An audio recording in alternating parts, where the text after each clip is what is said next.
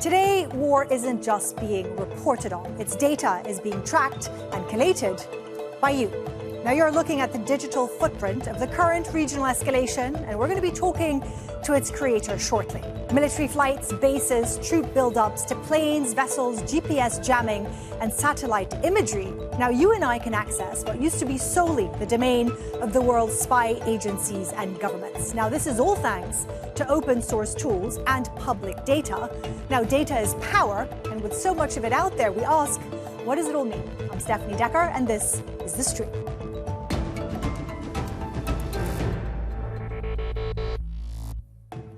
Now we're going to talk to the man who created what you just saw there. He's Bilawal Sidhu, tech creator and former senior product manager at Google. But before we have that discussion, take a look at how he made it. To start things out, you've got the full globe in here. 3D tiles, which by the way, I had a chance to work on and launch at Google. Essentially, if you click through these numbers, I can switch between CRT, night vision, and FLIR. All right, let me zoom out to show you the entirety of the Earth to give us a real-time operational picture of what's going on. So this is all the satellites that are in orbit right now. And the cool part is if I click on any one of these satellites, I can suddenly track them in orbit. So this is NORAD 11574, and we're tracking this puppy. Once we start zooming into the planet, we can also use OpenSky to load in live flight data, tracked in real time against a 3D globe. So all the orange stuff that you see right now are military planes that typically are not tracked on these plane tracking websites. But thanks to the wonderful world of open source intelligence, you can see what's going on the other side of the world. Well, Bilawal, your model caused quite the stir online, going viral overnight. Talk to us, break it down, how you've created, what are we seeing? Because it kind of reminded me, I went into the CAOC, which is Al-Udeid's, the US CENTCOM's command here in Qatar many years ago, walked into the CAOC, and you had these massive screens, real-time aircraft being, tracked. It looked exactly like what you created there. How would you break it down? Well, that was really my inspiration for it, right? This started as a fun project about 2 weeks ago, where I had a chance to work on geospatial mapping at companies like Google. And I wanted to see what could I do if I take the static rendition of the planet, right? Like the maps that we play with every single day, and start layering in this near real-time open source intelligence on top of it and kind of create a living, breathing rendition of the planet. It went crazy viral to the point where the Palantir co-founder felt the need to respond to it because everyone's like, hey, this guy's like vibe coded Palantir over the weekend. And while that's obviously an exaggeration, like this is just open source intelligence visualized in an immaculate way, when the Iran strike started, I was sitting on my couch over there and suddenly I was like, wait a second, I've got the perfect infrastructure to replay exactly what's going down. And literally from my couch, I tasked an army of AI agents to start snapshotting and collecting all this data. So basically all the aerial data, all the satellite data, all the ship transponders, basically like the vessel locations on the map, and fuse that all together to create this reproduction where you can scrub minute by minute of how the events of Operation Epic Fury actually went down. Is that unprecedented? Because people have been using open source intelligence, right, in the wars against Ukraine, in Gaza, but what you've created seems to be such a complete picture, I guess, of something that before we wouldn't get access to. Has it changed a lot over the past year, let's say? I think it has. I mean, the data has always been there, right? Like the airplane location data is open and unencrypted by design so that other pilots can have situational awareness of what's around them, right? And you've got, about 35,000 people with a very cheap, basically a sensor that are aggregating all of this data so you can build this complete picture. What's unprecedented is that an individual like me can basically take all these different layers and put this together as a weekend project. I mean, like, I worked with many talented engineers over the years, and many of them were texting me being like, look, this was like a couple of quarter project. How the heck did you do this over the weekend? And really, this just comes down to generative AI and the ability to task multiple agents to do these tasks at once. So I'm very curious, what did you learn about the first, let's say, 24 hours of the strikes on Iran? What have you learned since then? Like, what did you break down from all that information? Well, I had a chance to put a video last night on YouTube, which is also going viral. So I'm really grateful for the support. I would say a couple of highlights that I would bring up here. It's very interesting to see GPS jamming intensify right before the conflict started, and this itself is very interesting. Like basically, all the planes that are flying around are sharing essentially like how good is their GPS confidence signal, and when that goes down, this whole fleet of airplanes essentially becomes, essentially an unwitting sensor fleet where you can figure out where jamming is taking place.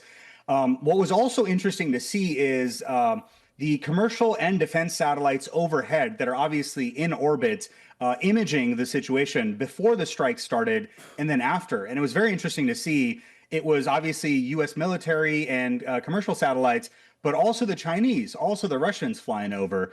And then the moment the initial strike started and the airspaces started closing down, you can literally visualize on the map air traffic getting rerouted, including a bunch of planes sort of in a holding formation over the Gulf, essentially trying to figure out like where the heck do we go, and weaving through all these no-fly zones. So it's kind of insane to just be able to see and replay all of this from a God's eye view.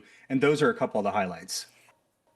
A lot of military people will say that this actually puts a lot of their operations at risk. I mean, what is secret these days? Like, how would you break it down? Is there stuff that we still don't know about? I mean, we can see troop deployments, we can see buildup, as you say. You can read into, if you're actually actively monitoring something, GPS jamming, you can see a pattern, right? So does this change the way military is going to have to start operating?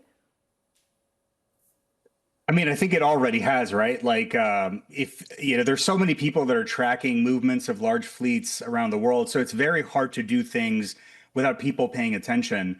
But let's be honest here, right? Like, this is still hobbyist grade technology that's just become more democratized. Like, this is nothing compared to the signals and geospatial intelligence, collection apparatus that nation states such as the United States have access to. I mean, like, this is just scratching the surface. It is interesting to note that the U.S. government acknowledged the value of OSINT in 2024. So clearly, like, this is from a cost standpoint, punching way above its weight class, but it's nothing compared to nation state capabilities. So I would ask, like, while this, let me put it a different way, it's like, while this technology is certainly a double-edged sword, I think it's also a question of how do you mitigate it, right? Like, a lot of this stuff is on the open internet. So do you like shut the internet down? I just don't see what the mitigation to this is. I think the militaries and defense apparatus of the world essentially have to operate in a world where if you're broadcasting stuff publicly, you have to expect to be monitored and essentially work around that. Yeah, I thought it was interesting. In one of your tweets, you said what used to be exclusive nation-state capability is now mirrored by half a dozen commercial operators. The intelligence monopoly is over, right? There does seem to be so much intelligence out there. If someone like you, because obviously not all of us know how to collate this and access it, right? And be able to repurpose it in the way that you have. But what does it mean going forward? Like, not just from a warfare point of view, but from a data access point of view. How important is this data? Is it a case of who has access to the most accurate data, they will have the upper hand in whatever it means? Yeah, I think that's right. Like, if you think about a good analogy here, it's the artificial intelligence race that's taking place, right? In my opinion, and a lot of folks out there would echo this, is, if you've got access to the biggest data sets, the most unique data sets, and the most compute, you're at a huge advantage, right? So I think it's the nation states of the world that already have the biggest defense and IC budgets, and that are going to benefit tremendously, essentially from the analyst layer getting commodified, and the fact that one analyst can orchestrate perhaps an army of agents to get the same end result that they probably were tasking hundreds of people to do. Faster and cheaper, right? Obviously, on the consumer and commercial side, this is something the hedge funds of the world have been taking advantage of, right? The commercial satellite fleets that you mentioned, a chunk of that capacity goes to the private sector, but predominantly that is purchased by, the military, and they buy up all the capacity that they can, including for wars that are taking place right now. But it's the hedge funds of the world that are like counting cars in Macy's parking lots to correlate that with sales for Macy's, for example, and create investment decisions, right? And now what you're starting to see is that, well, maybe you don't have access to a fleet of satellites, but you have access to all this other data that can start giving you a glimpse into what it would be like to have access to those type of sensor systems. Briefly, in terms of factual correctness, is there an issue with the veracity of this, or is all of this stuff, we can take it at face value, it is correct? So I think it depends which layers of data sets you're talking about, right? Like when you're looking at the location of planes, those are largely accurate. When you're looking at stuff like satellite locations, that's published by NORAD themselves, it's largely accurate. When it comes to interpreting social media using these type of tools, I think that's where there's still a huge challenge, right? This is sort of like essentially the equivalent, the digital equivalent of human intelligence. And that's where we're running into the same issue where like, even the same data points that one person could interpret from a factual standpoint, somebody else could view that as means of spreading propaganda. So, we've seen this in the past. If you remember, the Boston bombings, Reddit went on a bit of a witch hunt trying to figure out who was behind it and ended up being the wrong person. So clearly this technology can be, is only as accurate as the humans that are interpreting it. But a lot of the OSINT data layers, are pretty accurate. I will also say, like the military, the military will turn off their transponders, when it's mission critical. But that itself is a signal, right? When you have a hole in the map, that tells you something very significant as well. Fascinating, Bilawal. Thank you so much. That's all we have time for coming on the show today here on The Stream. Now, what does it all mean for conflict and military secrets? Well, to talk about that, we are joined by Yasir Atalan, Deputy Director of Futures Lab at the Center for Strategic and International Studies. Yasir, thank you for joining us. Your reaction to that? Someone who understands defense and military so much better than the average person. Is this kind of data collected and the way it's been put together, right? All these individual layers to create this sort of model. Is this unprecedented, and what does it really mean for militaries? So, the military operations or the militaries in the world relies on certain kind of like data streams and intelligence assessments. These include like geospatial intelligence. These include like human intelligence on the field, or general like signal intelligence, like the radars, the reconnaissance, as well as the OSINT. OSINT is part of the military doctrines for most of the militaries. In other words, publicly available data already matters for the militaries. What changed is that in the last couple of years with the AI is that now OSINT is much more easily accessible to the general public, who is not even a technical expert on the military issues. So OSINT has already been part of the military doctrine, but now is also much more accessible to the average individuals. Right, because governments do say and rely on open source intelligence and how important it is for them. Now, people are also sharing so much on social media. Look at this quick video posted by someone living near the largest naval base in the US. And this is just a day before the start of the war. And right after, we're going to play to give you a sense of how some US military officials feel about what gets posted online.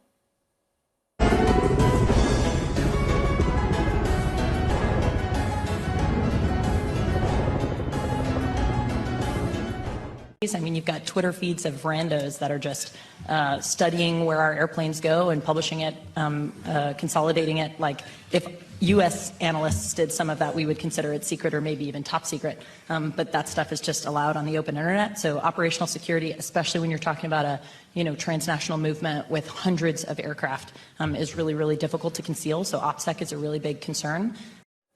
I see you nodding there. Is it a concern for militaries in terms of, because they also rely on secrecy, right? Like not seeing troop buildups, not realizing when there's a change in perhaps GPS jamming or whatever. Like, how would you describe it, where we're at with this? So you should contextualize this in a history of military doctrines. What we call in the military operations the surprise effect has been consistent in the last several hundred years, even in Sun Tzu to the sort of Clausewitz doctrine. In other words, the goal of the military in an operation is to maximize the surprise effect, like surprising the enemy. So that means you need to operate in a some level of like secrecy. In other words, you shouldn't like you should make sure that your intelligence assessment should make sure that the enemy doesn't know you. So what happens is that now these signals are everywhere. There is much more data on the internet, on everywhere. And now even just the people have the cameras, what you just showed us, is that they can actually like follow the tracks of the movements of the buildups. So even in the Russian case, for example, Russia-Ukraine war, Russia's military buildup has been observed by the like geospatial data as well as like other reportings. So in other words, that surprise element is much more important right now, but it's also much more difficult to conduct. Absolutely. I mean, there was a lot of talk in the last 48 hours, 24 hours before the attack actually happened, that it was going to happen, right? There was already a sense of this. What about the role of AI when it comes to weaponry, right? How militaries are using artificial intelligence and also, I suppose, OSINT in a way to gather information. How much has that changed and how are we seeing it, let's say, applied to the current conflict that we're witnessing? Yes, you're right. I think on the point that like just before in the attacks on Iran, we even saw these like in the financial sort of news. You know, at the end of the day, these OSINT informations also matter for the most of the funds, hedge funds, like the economic analysts, because of it matters for the economy as well. Just before the build up, like sort of the operation, we realized that Iran started to sell lots of oil from like offloading already to get prepared for a potential of sustained operations in the case that there is no more oil export during the operations. So that just was itself like an intelligence. But yes, the idea is that what changed is the AI. So AI is not a magic there. It's basically an amplifier. So you have much more data, but now you have with the machine learning applications, you have much more sort of control over how to interpret this data in terms of classification of this data. So in the modern warfare, now you could make just in the case that you just showed us, these militaries could actually come up with a picture for the command and control systems with all existing data. Like you have an existing data from the field officer, you have a data from your radars and satellites, you have a data from sort of like the Twitter data, like the sort of public opinion data. Now it gives much more, it streams into your sort of platform and you are able to sort of analyze in one screen. So that is the sort of potential what AI brings to the table. You have much more ability to interpret massive amount of data at the same time. Okay, that fascinating conversation there. Yasir, thank you very much for joining us here today on the stream. Well, OSINT and AI can't help getting commercial flights back in the air. The war has caused mass travel chaos with airspaces closed and flights cancelled. I'm joined now from here in Doha, Ershad Kaleebullah, consumer tech journalist and executive web video producer for Trakin Tech, who was on his way to Barcelona through Doha when Iran began targeting Qatar. Thank you so much for joining us. I see you're in your hotel room. You still haven't left. Tell me a little bit about how you're feeling right now. Are you fearful that this could go on for a while, that you're not going to be able to get home? Not really. I'm slightly anxious, but not necessarily entirely worried, because the Qatar government and the airlines has been taking care of us really well. So we aren't too worried at the moment. But yes, the delays, are a little, getting us a little anxious for sure. So you were listening to our conversation there. We were talking about, how so much information can be accessed by us, and especially if you have people like Bilawal who know how to repurpose it. Your job is also online. You're very well versed in the likes of, YouTube influencers. How would you, from what you're seeing online of especially a lot of people who are stuck like you, right? Thousands of people have been affected by it. They're posting about it. How would you break down the message that they're giving about the situation on the ground to what you're witnessing? It's very difficult to sort of figure out what exactly is what are the facts and what's really happening on ground here. It's best to stick to trusted sources, which is why in general I've been, especially for folks back home, I've been telling them to follow a few specific news portals to get the information and not necessarily believe influencers as such either, because sometimes the information could be fabricated too, because you never know what the truth is. True. Well, as it becomes too dangerous to fly in the middle of the attacks, countries in the region closed their airspace, and that caused a severe disruption to flights across the Middle East. Hundreds of thousands of travelers have been stranded in airports. The situation has been described as the worst travel chaos since the COVID-19 pandemic. Now, this content creator has been sharing her experience for days now. Hamad International Airport in Doha is crazy right now because all air traffic space is closed down until indefinitely. We have no clue when the airspace will open back up because the United States and Israel bombed Iran. Everyone here at the airport has been getting national alerts on their phone. Everyone's phones are like bah, bah, bah, saying don't go outside, stay safe, don't go to the air bases. We only flew maybe an hour or less before we came back, but it took us 4 hours to land because we kept changing our routes and circling, getting the okay from air traffic control to land. So we'll see. Well, that content creator eventually left Doha and flew to Greece on a private plane chartered by Trump advisor Alex Brusewicz, according to her TikTok account and Politico. So some people are managing to get out. Ershad, there's a lot of criticism to some of these influencers that are focusing on their lost luggage or that their vacation has been, cut short or they're stuck somewhere. Geopolitically, right? Let's boil it down to what we're seeing playing out in the world right now. Like, how would you describe it? Like, are you worried about where we're going?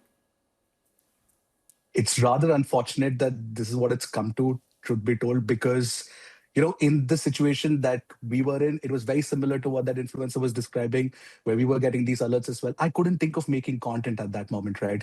But all I did was tweet it out saying that these are the security alerts we're receiving, and I might have to wait until more information about my flight, and it could get cancelled too, and it did get cancelled eventually. But what we were thinking about is sending information back home, back to our offices, and telling them that this is the situation, because I was traveling for work anyway.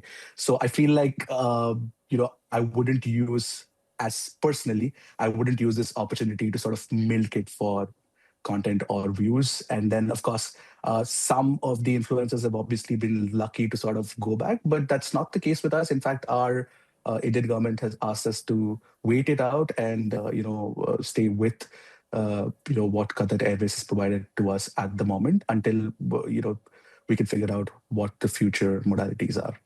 And you were describing in the pre-interview that you had with Jassim, our producer, about it was the first time, I believe, that you had these emergency alerts, because here in Qatar we have government emergency alerts that are very loud, Yes. that come through on everybody's phone. I mean, you were at Qatar's airport, right? You didn't register your phone here. Like, how did you feel when you first heard that? The very first time we heard it, obviously we were very worried. We were like, what's happening here?